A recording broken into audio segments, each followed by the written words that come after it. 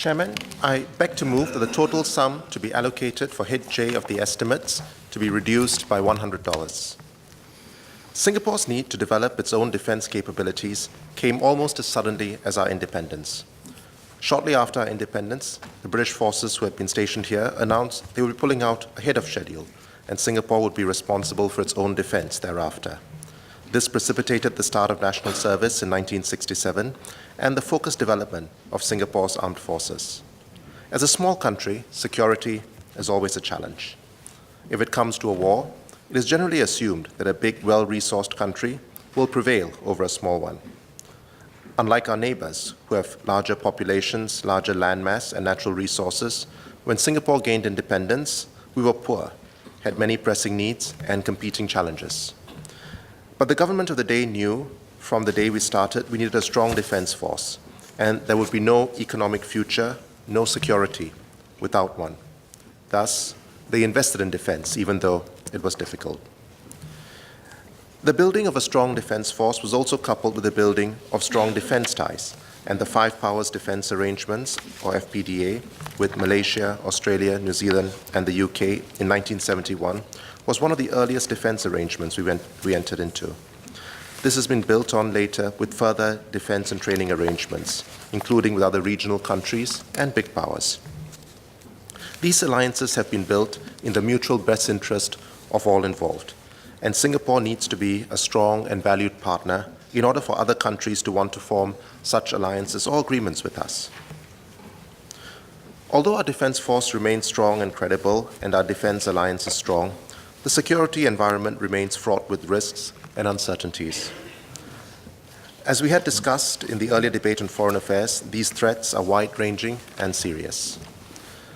The threat of terrorism continues to spread, with growing incidents of radicalized individuals and fighters returning from the Middle East to the region.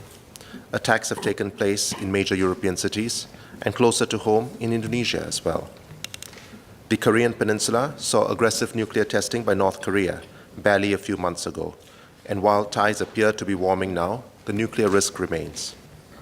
Matters in the South China Sea have also calmed down a little, but there is no clear resolution for the underlying differences, although hopefully parties can agree upon a code of conduct. Today, security threats are increasingly taking on new forms, including cyber threats. These are complex and unpredictable and take place below the threshold of war, and we may have to invest adequately to deal with such emergent threats.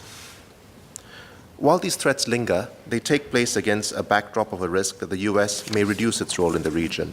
So it is clear that we must continue to invest in defense.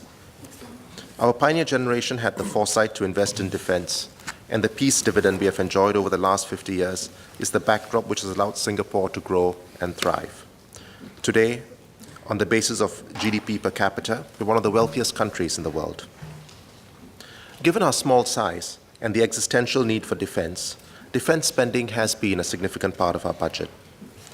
Defense expenditure has also been rising in the region in the face of growing security concerns, meaning that all our regional neighbors are also building up their armed forces.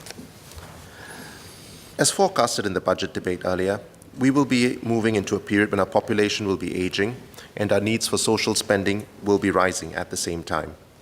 Some have suggested, happily not inside this House, cutting the defense budget, a move that I would find worrying, given that the security and defense are existential for us.